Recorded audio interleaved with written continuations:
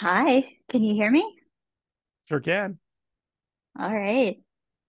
Good to Oh, see you. wow, that was a really powerful one, the last one. Even I was Mhm. feeling into that one. Oh yeah. Um, so life is very weird. That's that's the sentence. Life is very strange. This whole thing is It gets weird, doesn't it?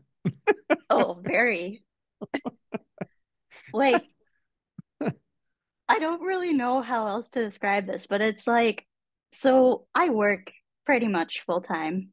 Like that's what I spend most of my day doing. But it's just like there's this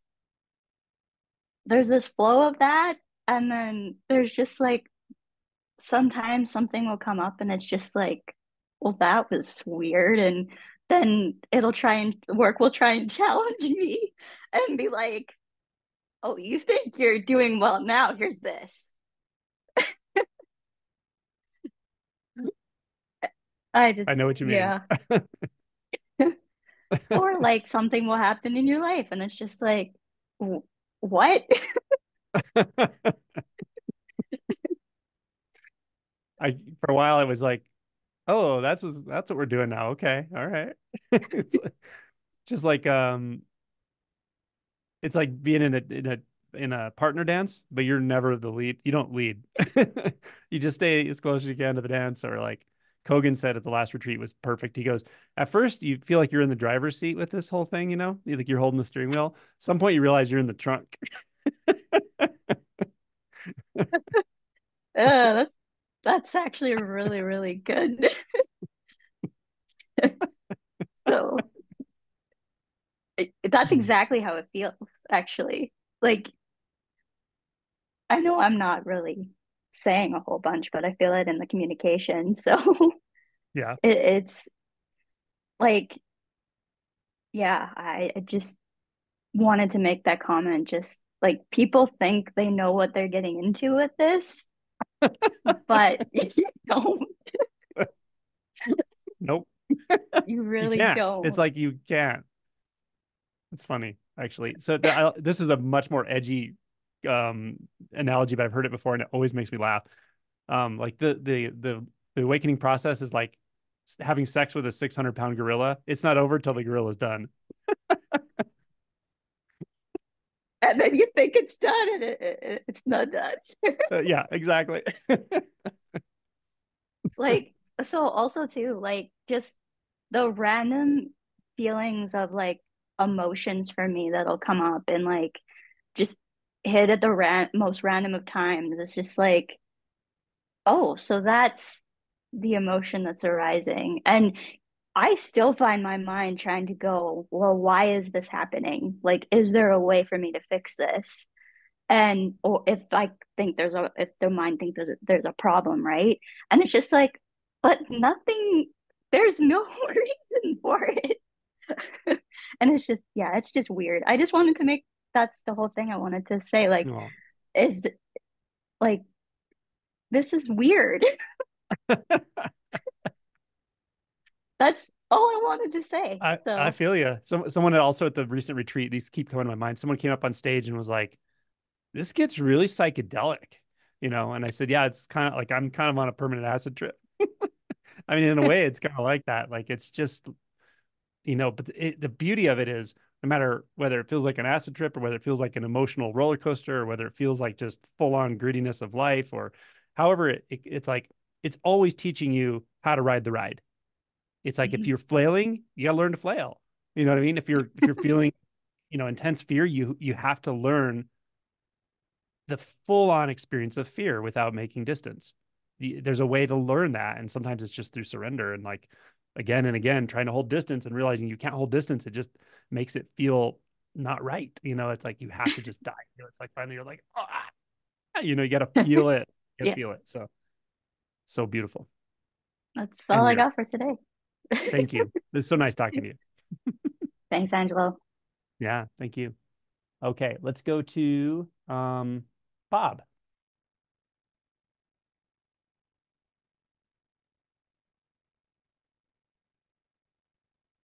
Yeah. You hear me okay? Hey, All right. sure can. All right.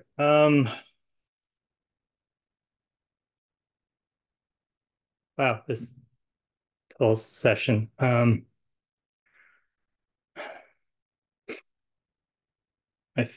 not sure what I'm looking for, except I'm right now in this position, feeling of wanting to melt into this thing, which usually I'm all about pushing things away. And now it's sort of and want to dwell on resentment and other stuff. And that's like, I was thinking the desire was it ill will and desire, but it's like desire to be. I had the thought today, desire to be special, and it's like, fuck. Well, if I let go of that, then I got nothing. And I just been so dwelling. It's like, how do you melt into this? It's like all the darkness that I wanted to push away. It's like, how do you just melt into that? Just like, oh, it's warm down here. It's ah, I don't know what to do with this. Beautiful. I'll phone a friend. Chelsea. Yeah. Um,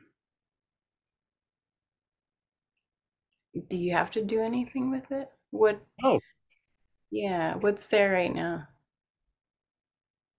um,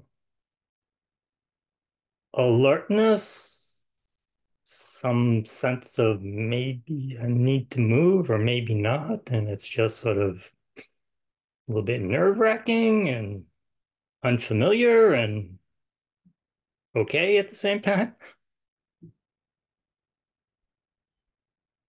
Yeah. Yeah. Yeah, I don't know if this like quite relates exactly, but what was coming up when you're talking about like this desire and wanting um, is like the awakening process here for my life was not sought in the beginning. There was like a very big amount of suffering and life situation that just cracked everything open, and the sense of self was radically altered, and there's kind of a searching for like making sense, and so to speak. But then I remember a certain part of like um, kind of getting into the non-dual understandings and materials, um, feeling this like, oh, there's this cool thing, like I want the thing, um, and that like experience of like really heightened awareness of this processing inside of like wanting the thing, and that was like the awakened unfolding in that particular phase, and the naturalness of that, and um, and then the next thing, and then the next thing, and it's just always changing. And I love what you're saying right now about, I'm sorry, there's a siren coming, of just not necessarily even having words for what's unfolding out of and in and through the desire of just that that is this. It's not always articulated. It's not always um, capable of being shared. But if it's dropped into, if it's felt, even if it is um, seeking, even if it's desire, even if it's resistance, like that is the awake truth of what's here.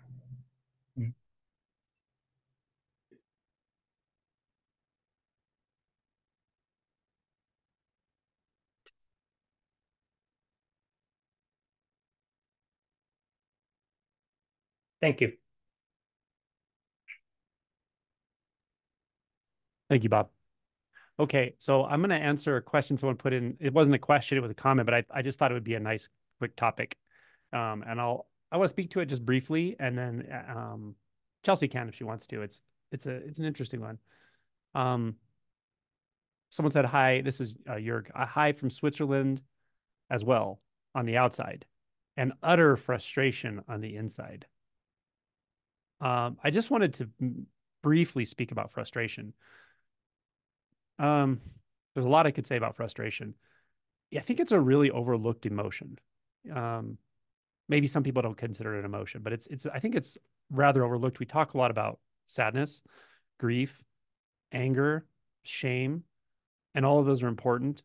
We repress all of those to various degrees, but frustration is one of those that's sneaky. It can be there a lot of times that we don't notice it. And occasionally I'll be around someone who they feel like walking frustration to me. I can feel it in the way they speak and talk about, whatever. Maybe I used to be like that. I don't really know. I did in one sense earlier before I was 24, but frustrations is just such a common thing. And it's also sort of socially accepted. We joke about things that we're frustrated about in a sort of blaming way, like as if that object of my frustration is what's making me frustrated. But I don't think we always recognize the cost of feeling frustrated without recognizing it, of identifying with frustration, of believing that blame. But all I really want to say is, and I know this wasn't a specific question, but I just want to say, like, I empathize with that. I get it. And in a sense, it's a really good thing, because without the sort of frustration of the suffering that goes on with being really identified with thoughts and repressed and feeling divided, there's a lot of suffering that goes along with that. And the fact that that is frustrating is good, right?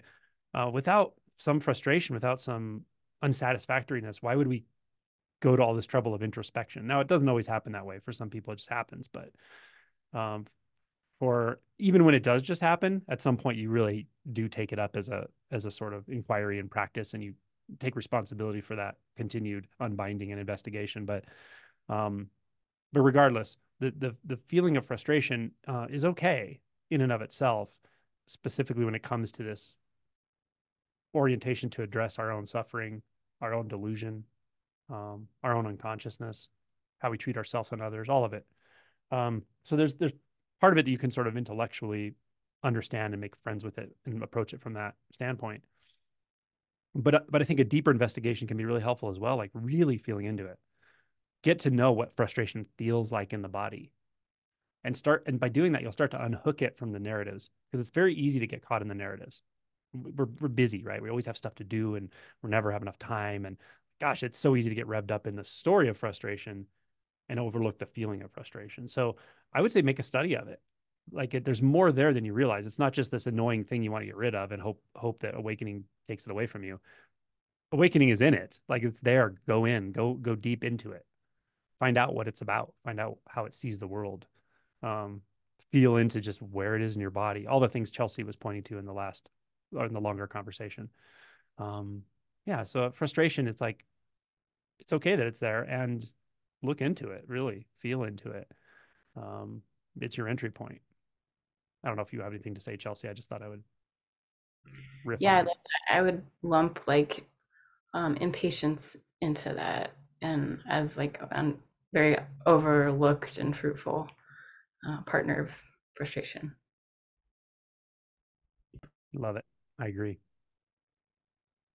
Okay, let's Can I speak to that since I wrote it but didn't ask go it? for it. I pulled you in whether you liked it or not. Yeah. So the what I meant with frustration is that I don't know. That's what I'm frustrated about. And I don't know what I want, what I don't want. Should I not? I'm in a place that's completely not relating to anything, and it's just exhausting. And I don't even know if it's good or bad, or I just don't know. And yeah, that's why I'm frustrated, because part believes that I should know.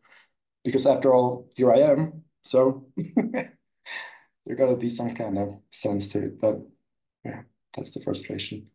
Yeah, And thank it you. intellectual value of of anything. So yeah, that's yeah. Yeah. So what I heard you say, and this may or may not be deeply meaningful to you, but you can take it away from this as well and sort of feel into it. But as I was listening, what I heard a few different times was like, I don't know. I don't know. There's a frustration with not knowing.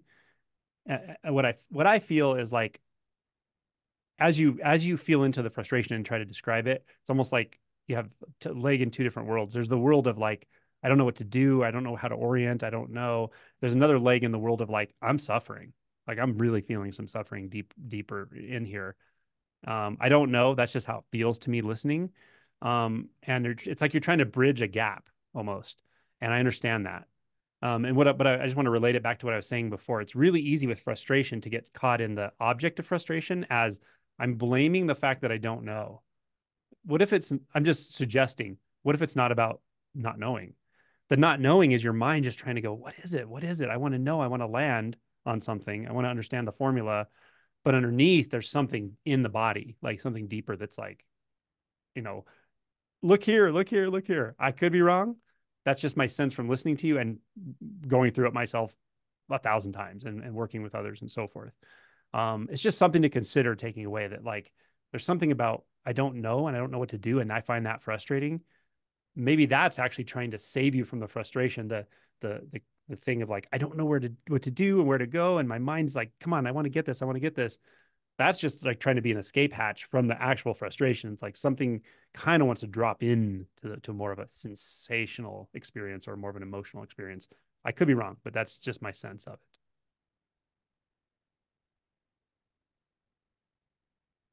And Chelsea may have something to say as well.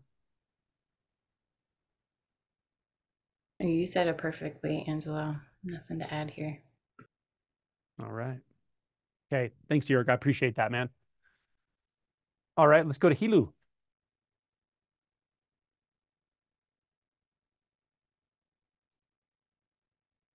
Can you hear me? I sure can. Oh, And now I can cool. see you. Yeah, perfect. Angela, thank you. Thank you, Chelsea. I'm late in understanding the value of this live meeting. So last time on this meeting, I just say hi. That was my first time. But a couple nights after that, I had the worst nightmare. It's not even a nightmare. It's like almost dying. I couldn't pray myself out. It was, it's just nothing. I heard it from other people before, but experiencing it it's just, I cannot even explain it to other people. I know you guys would understand it. That's why I bring it up. And I blame it, I'm blaming it to this meeting, this live meeting, But right after the night, I was tired, exhausted from fighting, praying. I'm trying to get myself out. Then I gave up. So I gave up, and when I wake up, everything was like after storm, quiet, very quiet. I cannot even explain that. So, and the weirdest thing is that after that, I had a pink eye. I had to take off work because I feel like that I was beat up, literally, physically. But the night was feeling like that. So just to say that whole work was weird for me, as the previous caller was saying, and this is like icing on the cake. It was just horrible. I cannot tell to anyone. So I think this is really cool, like having this live conversation and then going through it and then hearing other experience is pretty cool. So I just want to share that. And the other thing that I was gonna say, Go ahead. Go ahead, Angela. So the other thing that I was gonna say is that while you're guiding the other caller, you mentioned take off the label. Like I think he said he was scared or something like that. Take off the label, and then so I was doing that myself here. So my question to that is helpful, very helpful. Would you advise it for every emotion, or how do you like taking off the label and trying to go through? Because I'm going through a lot of emotions. I don't even know how to put words and numb. Yeah. That's all. Sure. It's a couple of really interesting things. I'll speak briefly, and then Chelsea may have something to add as well. So first of all, when you mentioned like popping into a meeting, saying hi, and then just going straight down the rabbit hole that night, um, both love and always like am a little worried that's going to happen to people because it just happens. Like sometimes I can never predict where. So when I talk to a new group and someone invites me to talk to their group and stuff, I always warn them. I'm like, it just happens. Like some people might go down the rabbit hole, you know. Someone at work last night randomly asked me what I do on my YouTube channel, and I started telling her about it, and she seemed really interested. And I was just kind of like, okay, you may go down the rabbit hole. I'm just letting you know. By the person who edits my videos, she has like massive shifts when she's editing the video. It just happens. I don't know. So yeah, and also it sounds like you might have had actually a shift in identity there. I don't know. It doesn't really matter, but just based on how you felt in the I morning and can't things. find. I can't find myself anymore. Like I Perfect. cannot just. There you go. Yeah. So anyone who asks if there's a before and after, there you go. um, so that's first, and then second, I wanted to say about the labels with emotion's really on a spectrum, right? And I describe this in my book. Like there's a very, I don't know, I don't mean to be judgmental, but a superficial experience of emotion. I know because I lived in it to where I didn't even know what the hell I was feeling most of the time, totally repressed, very in my head.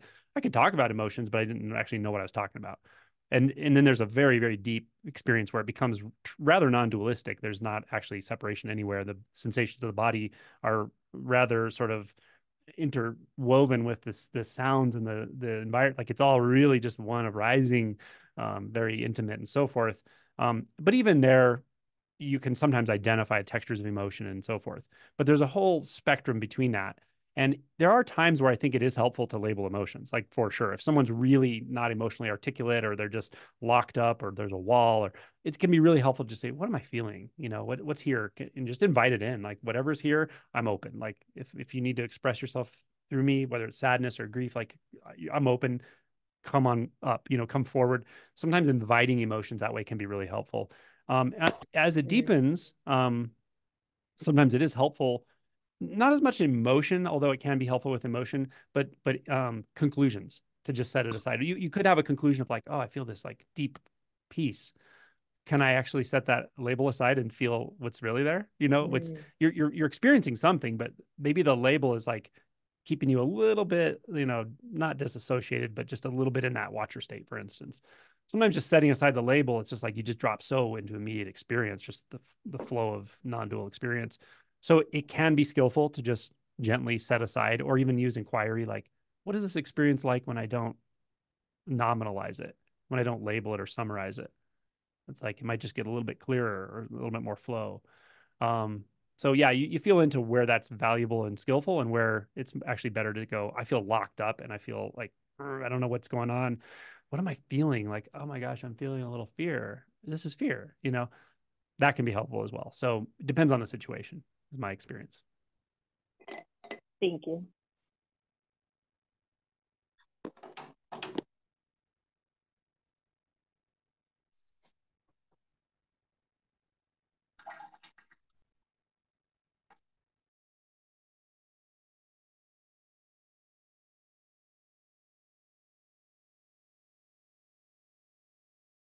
Okay, let's go to Wolf. Hi, Angela. This is Wolf. Hey, Wow. here you are. Here we are. Crazy shit. Wow. Where are you at? In Bern, Switzerland. Switzerland. Cool. And since 1.5 years, your videos are kind of a really big part of my life. And I just wanted to close the circle in a way to be seen. You got it. Um,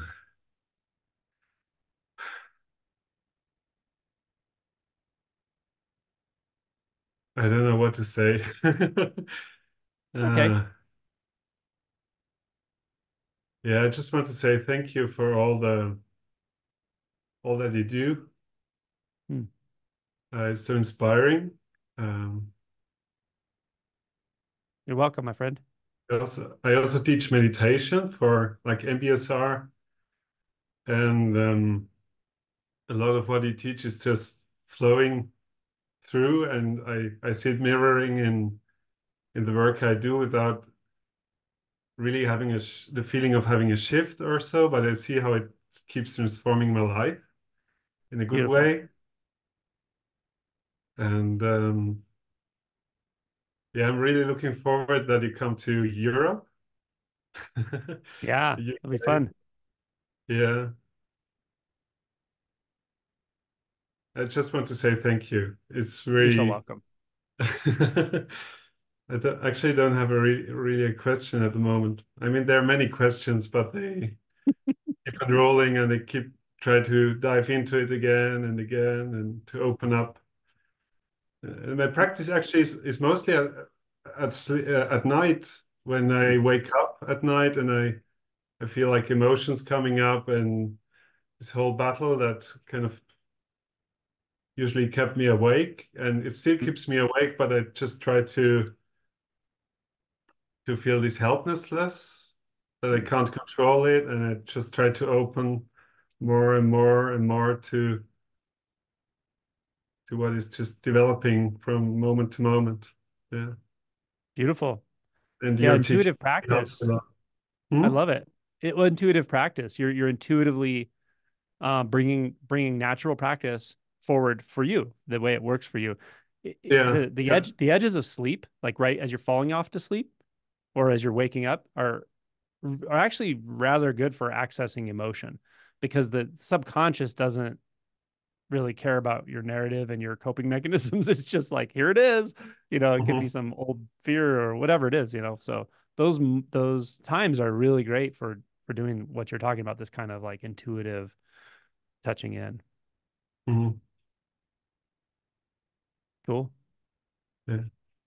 All right. I appreciate you. You're carrying it forward already. I love it. You're just like sort of letting it come naturally, and I can tell you do it with a sort of intuitive exuberance, which is beautiful. I try to open up the gates. Yeah, that's it. All we can do is get out of the way, man. Yeah. Thank you very much. You're welcome. Hopefully, I'll meet you in a year or so. For sure. Okay, You will. cool. Yeah. See you there. Thank you. Okay, let's go to. I'm sorry, I don't know how to say your name. I've talked to you on messages many times. It's either Didier. You'll have to tell me how to say it. Hi, Angelo. It's Didier. Okay, I was gonna almost say it that way, but then I'm like, I don't want to, Throw it up. pronounce something in a language I don't even speak. So whatever. Oh, Didier. it's a French name, but I I'm thought, yeah, from Flanders, the Dutch-speaking part of Belgium, cool. and very happy to be here. Also, Hmm. very grateful for your direct pointings, and um, it means so much for me that you open up that space. You're confident to enter that space, also with all the other people. Yes, it was till now a very lonely path, and it still is sometimes. At this moment, I feel like an experience like there is a kind of contraction in my heart, and but also like an expansion, kind of like a paradox. After my breakup, like 3 years ago, there was a lot of contraction and a lot of fear.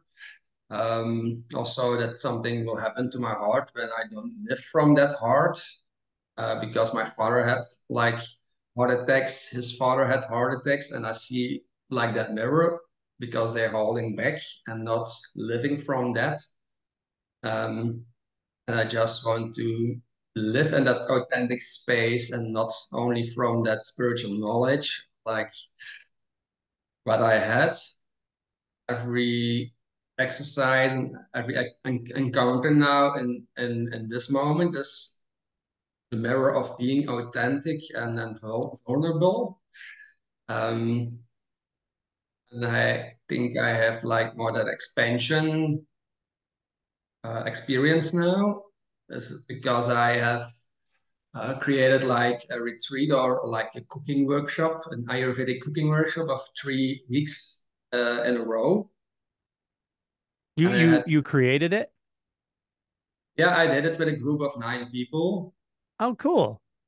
Yeah, and like years ago, I created it also, but that was more like from that headspace and from knowledge and copying like teachers.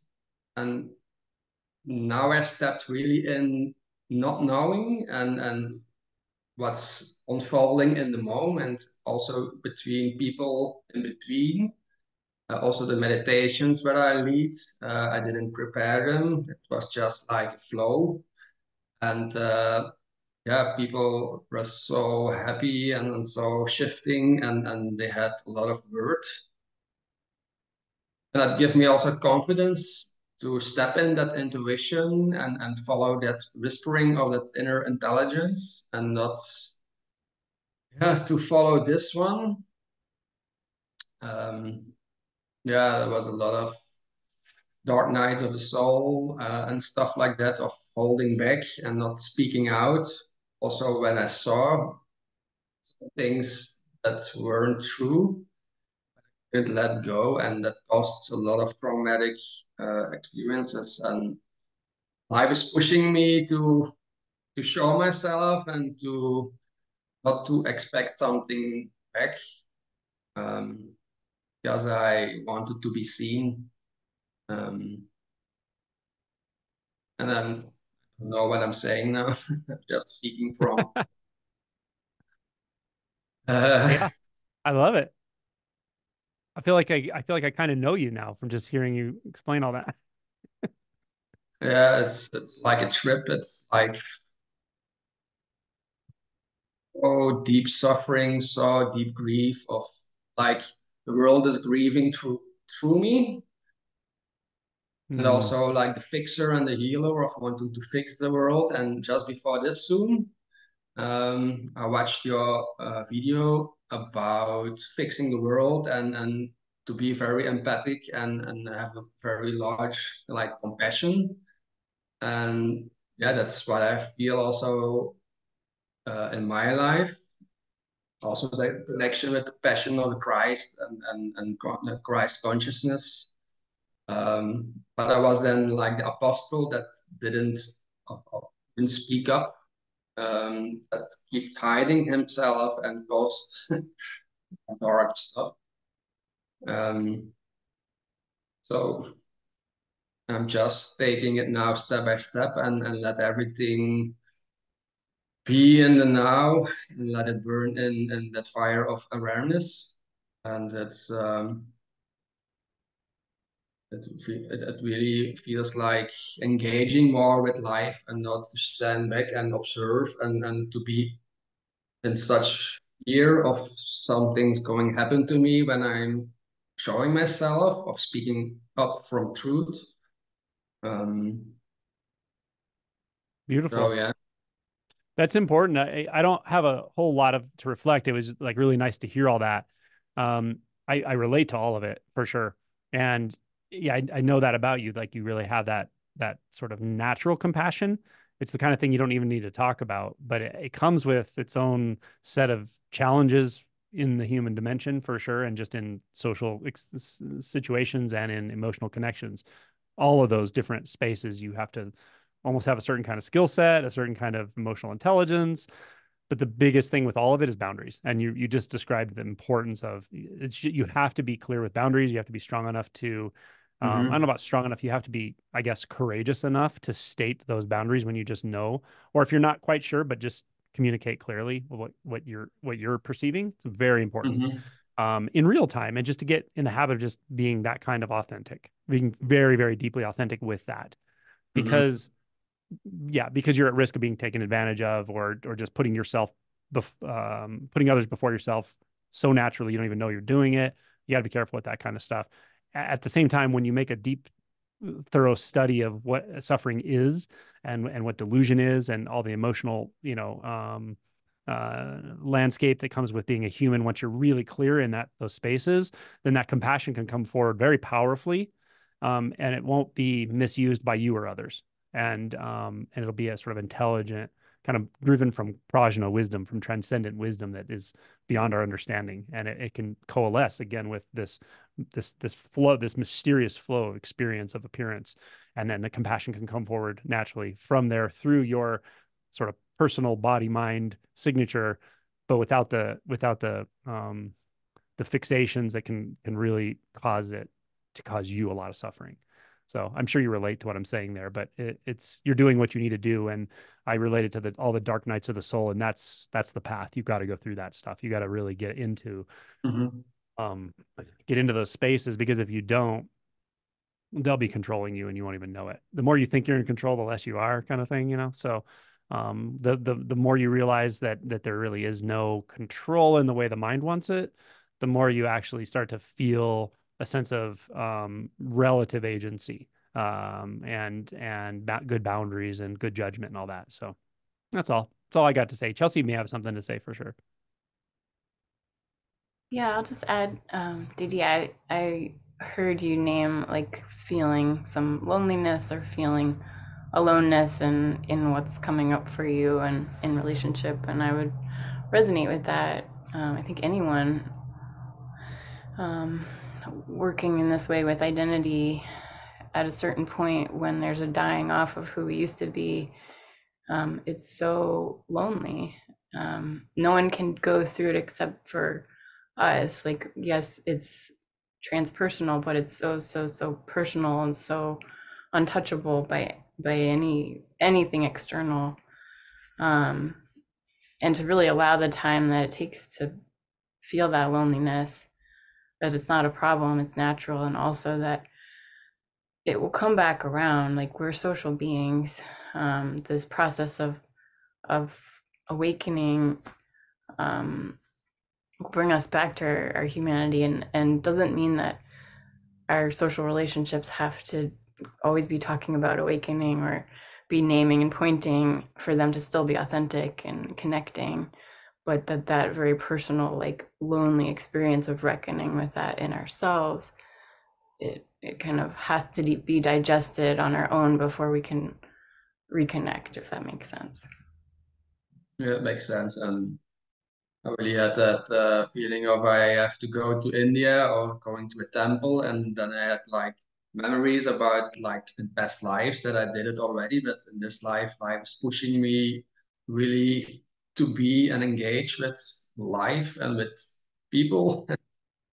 um, so it's so direct and so intense in times, but I only can surrender from moment to moment, and it's not under my control, and that's what I feel. It's I'm exhausted also after my relationship.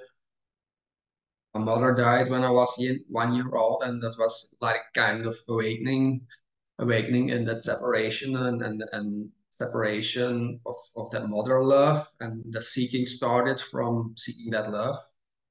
And I I throw all that love in that one person, and she didn't see me. And afterwards, it was so clear that it's my deepest longing is to be free, and that realization, and life will not give me that seeing because that's not what I really want. Realization, and it's beyond everything in the outer world. It can give me what's, yeah, I'm feeling very deep inside, and that's yeah, that's hard at times, and deep, very intense, but I have no choice.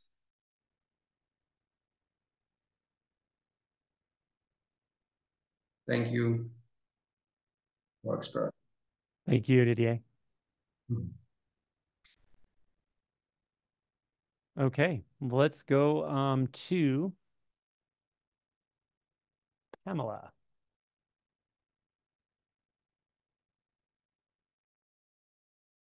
Hello. Hello. Can you hear me all right? I can. Hi. Okay, awesome. Yeah, so I could talk about good things that are happening. Lately I just kind of want to go hang out with my friend, the universe. Um, but I do have a very type A mind that likes to get distracted by conceptual questions. So I'd love to, I mean, it would love to get some of your thoughts on that if you don't mind. Sure. So one of them is if infinite consciousness precipitated out into us to forget that it's, infinite and to have something to pay attention to, basically. To have something to be aware of. Um, then what actually is the point of waking up? Like what does the universe get out of us waking up? Or is it just for fun for us? Okay. I'll be simple about this with my answer, but honest in my experience. The experience of an infinite consciousness or a consciousness emanating into out of itself into a universe um, will the realization will go beyond that in my experience. Doesn't mean that it's experientially wrong, because experientially it will feel so obvious that it's that way until it doesn't. So that's the weird thing about this whole process, is as it propagates, every sort of stage or opening or shift, like you just find yourself in a space that's like, it couldn't be more real than this. There's just no way. It seems so obvious. And then something else drops away and you're like, whoa, okay. And I kind of like what Ashley and I were talking about, it gets so bizarre in a way. And I've, just watched this happen with people so many times where they're just, there's so much clarity and confidence in that clarity. And then something else just rug pulls and you're like, oh my God, even that's not, I can't even hold on to that. So these ideas, which are kind of ideas that are based on experience, based on direct experience, that there's this universal consciousness or a collating experience of this formless awareness. I'm not saying all these things don't point to something, but the tendency to collate them into some kind of universal or a background or a substratum, that tendency itself is actually tied directly into identity, but it's in a very subtle way. And that subtle shift will be not so subtle in its implications when it's realized. So all I would say is, if you think there's a sort of universal consciousness, look at where you're getting that information, or that are you perceiving it directly? And if you are, where is that? Like, look and investigate, find it. It's a worthwhile thing, right? To do. So that, and then the next part I can also answer reasonably simply is like, what does the universe want? What does it get out of this? That's kind of like, how do you say it? Post equipoise. That's kind of trying to look at realization through the filter of the one that thinks it's in the driver's seat until it's not. Like the human standards of like, I need to understand, I need to put meaning and purpose onto things. For me, the realization went beyond any tendency to put meaning or purpose on anything. And then I can see the mechanism of trying to add meaning to something. Is it for me, would it would have been like to try to distance from it, actually. Because what is the meaning of this right here? What is the meaning of that?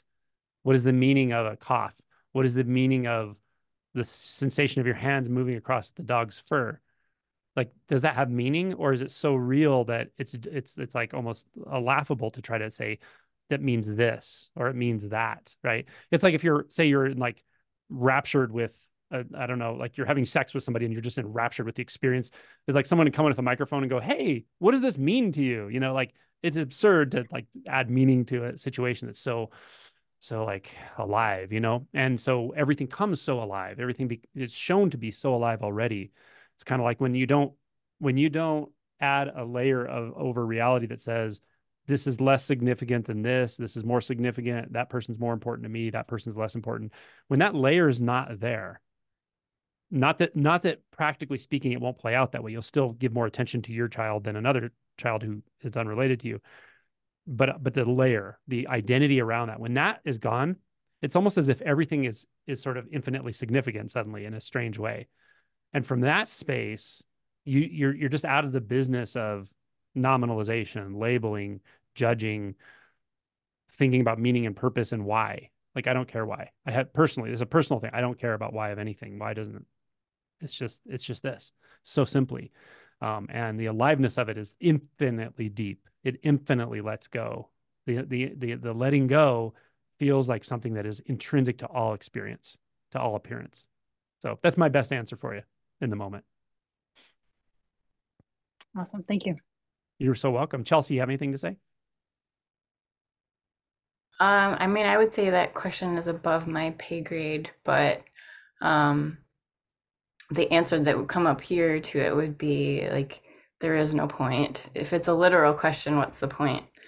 The literal answer here would be, there's no point, but it's not a literal experience. So if there's a resistance or a fear or a response to the answer, there's no point, then I would explore that, because there can be quite a lot of grief and reckoning with the conceptual identification around pointlessness or meaninglessness that allows us to die into like the non-literal. I don't know if any of that made sense. That was perfect. Yeah, I think, yeah. Thank you both. Okay, let's move to, we'll go to the very bottom here. Genus? It's Jeannie Stevenson. I don't know why it didn't have my last name. Oh, Jeannie. Oh, okay. I know you. I didn't know your name as Hey, that. Okay. Angelo. Hey, Chelsea. Hello. I this seems kind of relevant because you mentioned control a couple of times today, and I was rereading Emptiness Dancing by Adyashanti, and his chapter on control really kind of hit me. And a couple of lines from it were, if you were able to give up control absolutely, totally, and completely, then you would be a spiritually free being. Another one, in a very simplistic way, the difference between those people who have had deep and profound spiritual awakenings to their true nature and those who are actually liberated and free is this very simple matter. Those who are liberated and free have totally and absolutely let go of control. And when I read that instinctually, it was like, yes, of course, that's the way it is. And then the mind wanted to get involved and said, well, don't you have to make decisions sometimes? Is that really true? So I just wanted to hear what you had to say about that. Sure. Don't listen to the mind. Yeah, yeah. The control thing is interesting. It's one of those subjects I don't rail on too much. There are certain like non-duality speakers on the YouTube that you can find that almost endlessly point to the sort of non-agency or point to like non-doership as the way they point. And I think it can be skillful and valuable at certain times, but it's easy to conceptualize it, and this isn't a conceptual thing. It's also easy to sort of use it as an excuse to not address why you're disassociating, and that can be really dangerous. Not literally dangerous, but most of the time it's just unskillful.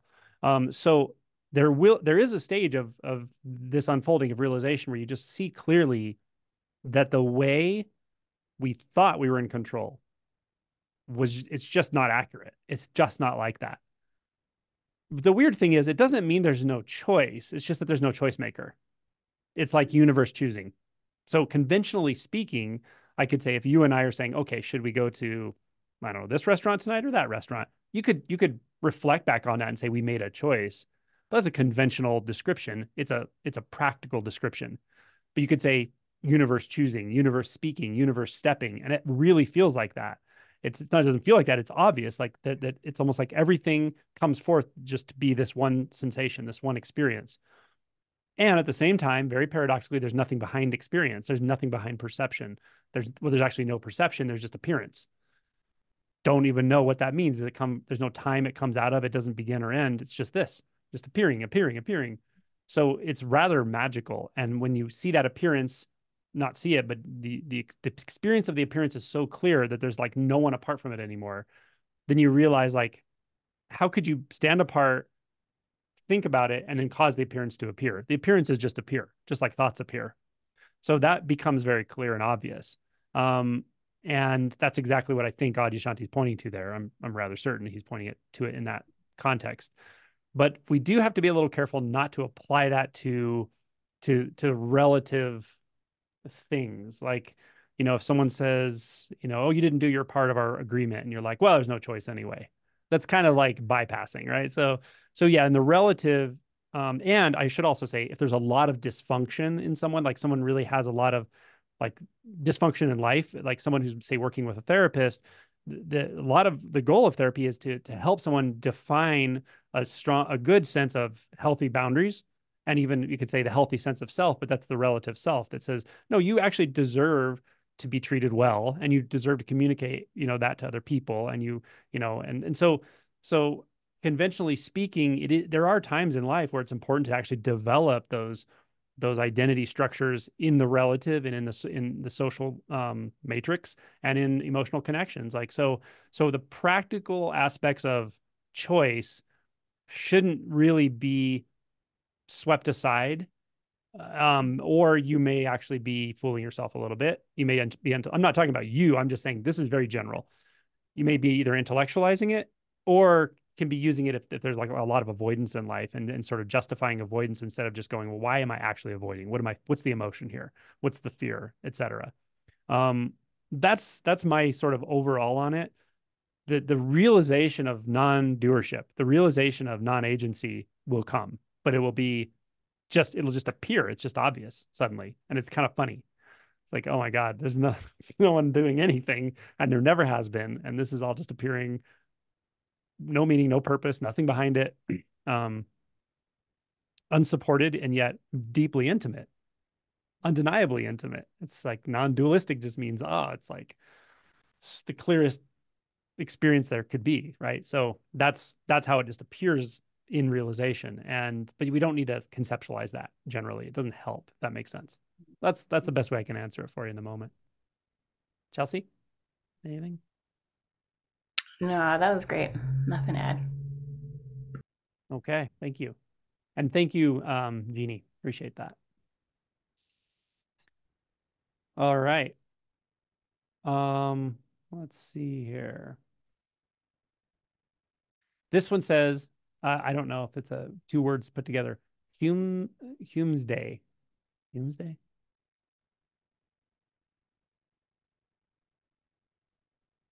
Yeah, thank you. Yeah, that's me. It means Hume's Day. Yeah, I posted my comment in the text.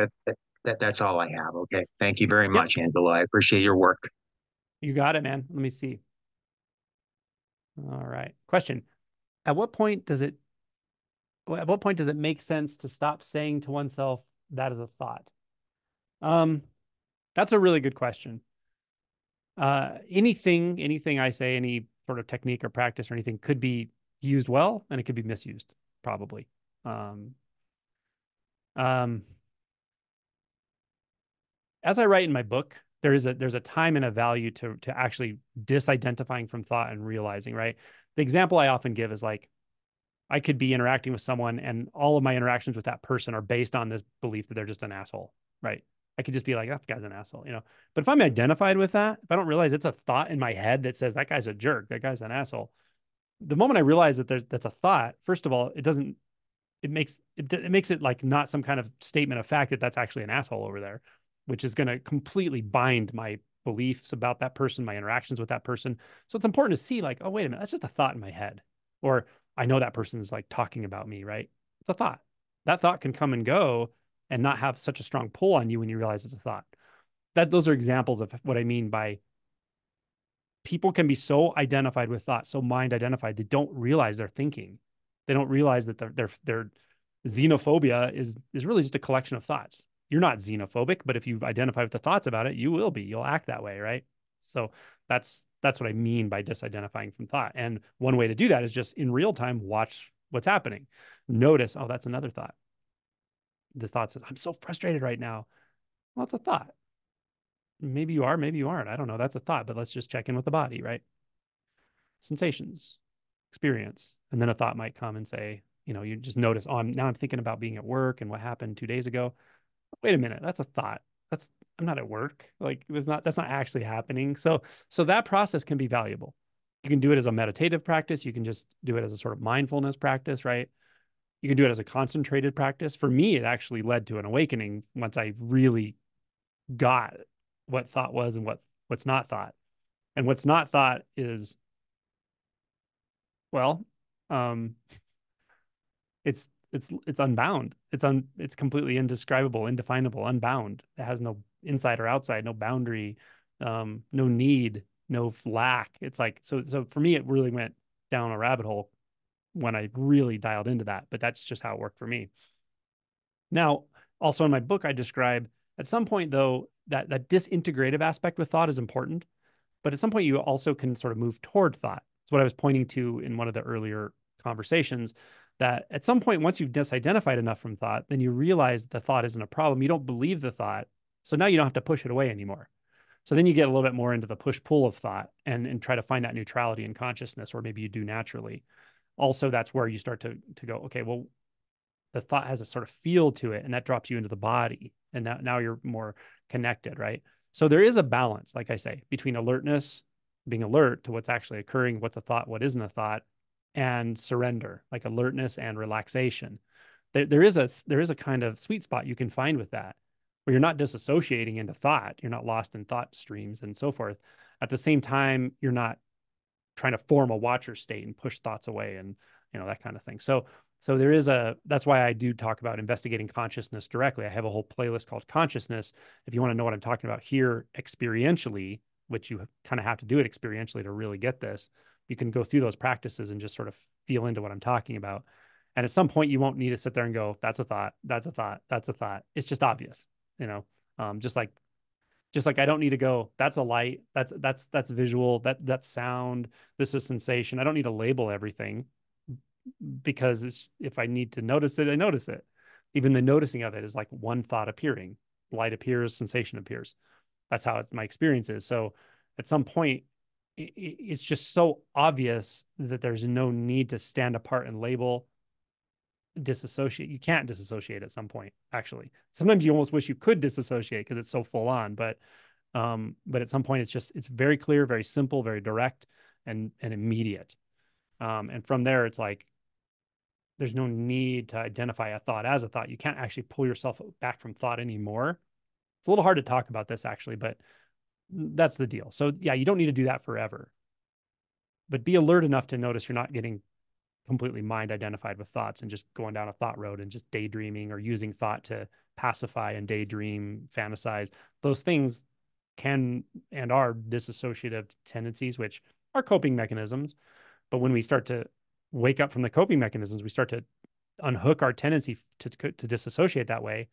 You got to know the next stop is going to be here. A bunch of emotions going to start coming up. It's just what happens. The other shoe drops, and now it's time to do that shadow work. So that's the sort of overall picture of how it plays out usually. Well, thank you very much. You're very welcome. Who else?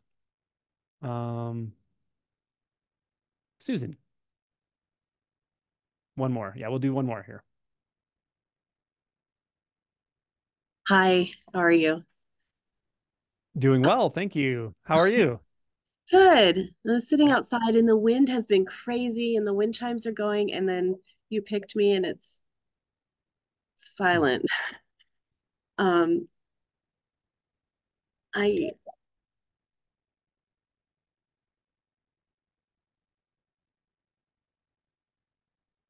I think I'm here just for validation, um, which I noticed more and more that I can stop back from looking for.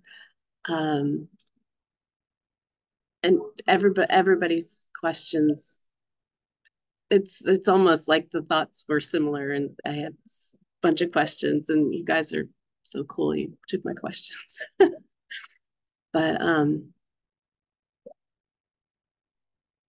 yeah, I find um I I worked last night, and so I'm up, I'm tired. I feel things are closer when I'm tired like this, and raw, and it feels like everything's right here. Um, and everything else feels like that, but at the same time, less substantial.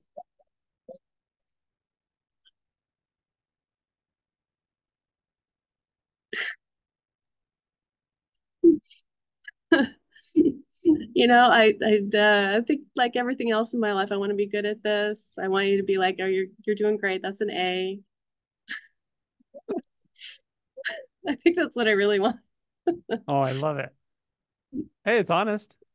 Yeah. You are doing great. I can't give you an A. I can just, I feel like what I can give you is like every letter. I can give you all the grades at once. How's that? Okay. That's what it feels like to me. Like you get all of it. I want you to have every grade. I want you to know all the tastes and all the flavors because you have access to everything, all experiences, all textures. And I know what you mean by being tired. Obviously, I'm a physician. I work nights and like we take call and stuff. Yeah. And I've found over the years, like making friends with that experience of being like pretty damn tired and still going about your day. Yeah. When you get rid of, I don't know how to say get rid of is bad, but when you dissolve the resistance to it, when you identify the resistance, and identifying the resistance often just settles it and dissolves it, and then you feel the emotion. I find it's actually a rather magical space. It's a between space. It's like when you're exhausted from sitting and meditating in retreat for days on end, the body mind's exhausted, but there's this intense clarity there too. So every texture can be sort of um, embraced to help us wake up in a different way. Every texture can be embraced to find, like I said, that infinite in this relative right now, and in this flavor and in that flavor. It's just like emotion. Like you may be terrified of a certain kind of emotion, it's totally repressed, like sadness or grief. But the more you make a study of it, the more you make friends with it, the more you touch into it, the more you feel it, the more time you spend with it, it becomes like your friend. Like you're like, oh my God, I blocked off this such important part of myself and I didn't know I was doing it. And I find that with almost anything, especially that which we resist the most. Really, truly, often that which we resist the most through conditioning, not through choice, is actually that which shows us the most. It delivers the most clarity, the most intimacy, the most spontaneity. That's my experience. Yeah. I feel what you're saying. I know exactly what you mean. In kind of a way, I crave this, what's happening now. Mm-hmm. So like I'm sorry, is that too loud? The wind's back. You're good. Nope, I don't hear the wind at all. Oh, okay, good. Um, yes. Yes, like I don't want to be reawakened and have to go do more stuff, but once I'm up, there's like almost like a high to it in a way. Yeah. Like a tight, sharp feel to it that don't dislike. In Zen, they have this saying like when you're tired, when your body mind's tired, the ego is tired too. That which is always trying to hold on, be in control and stuff. It just tires out. It's like kind of goes and rests. Yeah, for sure. Yeah. I want you to meet my friend Chelsea. Yeah, I love this topic. I've done a video on exhaustion, and I work with a lot of people with illness, and I have a disability myself, and exhaustion comes up a lot. Awakening comes up a lot in populations where the body is taxed, and there's not a realization or a context for it because there's so much shame around the body not being what conventional narratives tell us it should be, but there's so much dynamics in what can happen in a body and someone whose health fluctuates or in those of us who have very demanding physical lives, and we see the fluctuation and the experience of the body when it's depleted. There's so much awakeness there that like everything that's kind of the white noise on top settles that we can see. And if we can see the resistance to it, that it's not okay to be exhausted, or it's not okay to be in pain, or whatever it is, then allowing it to be just as it is, it can be such a gift. These experiences that are unconventionally unpleasant. So I love that you're both resonating with that. Exhaustion is awesome. Thank you so much. It's so nice to see you. Yeah. Oh, keep going. Go ahead. I have a quick tie-in. Just randomly, I know Chelsea won one of the poetry competitions, and at the retreat, I did a quick poem about chapstick, forgetting my chapstick and therefore losing my coping skills. So of course, I got like my little guy here. Do it. Angela, look, like what my kids bought me for Mother's Day. Oh my gosh, that's hilarious. It's full of chapstick. Oh, I don't know who else would appreciate this. So thanks for. Did you read him your poem? I did. Well, you have it? Are you going to read it for us? Oh, It should be in my notes. I'm unprepared. We'll finish. So if you have a minute, we'll finish with a poem. If not, that's okay. Oh, I do. Okay. Are you guys ready? We're ready. So just for context, the retreat in Boone, like the place where I was staying was like down this hill that you had to walk up every day. So it wasn't like you could quick run back to your room. He said, I left my chapstick down the hill. I left all of my 8 to 15 chapsticks down the hill. There's one in the bathroom, one at the bedside, one in my backpack, one on the floor by my shoes, and one here, there, and everywhere within my luggage and clothing, but not a single one here in my pocket at the top of the hill. I left my coping skills down the hill. The developing crispy dryness over my lips is definitely just a thought. The concept of time becomes a stark reality in the absence of chapstick, causing a complete reevaluation of all of my life choices. At the end of the last session, I rushed down the hill to reunite with my beloved Burt's Bees original peppermint chapstick, but on the way, I noticed a fuzzy, extremely beautifully crispy, dry-looking plant and slow my breakneck descent. For a moment, everything slows down, stops, and then I realize I better hurry up because it's windy and my lips hurt real bad. Oh, thank you. That was so beautiful. Thanks. All right. Well, You relive my chapstick glory. I love it. I love it. You did great. You got an A on the poem. I can give you an A on the poem. Okay. But on you, you just have to get every grade. You get all of Okay. them at once. That's how it works. Okay. So thank you so much. And Chelsea, I really appreciate it. It's been a pleasure just interacting with you and all these lovely people. And thank you.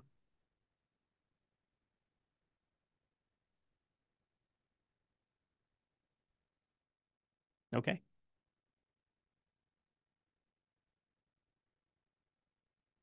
Well, that concludes our broadcast day. I don't know what else to say. Watch the community tab. You always already know that, or you wouldn't be here. But watch community tab for next month's dates and so Thank forth. you, Angelo. You're welcome. Welcome. Thank you very much, everybody. Thank you. Thank you. Thank you. You're welcome. Beautiful. Thank you. Very welcome. Thanks, Angelo, and Thank to you. Chelsea. Wonderful. Thank you. Thank you. Bye-bye. Bye. Thank you. Thank you. Take care. Merci. Danke. See you there. See ya.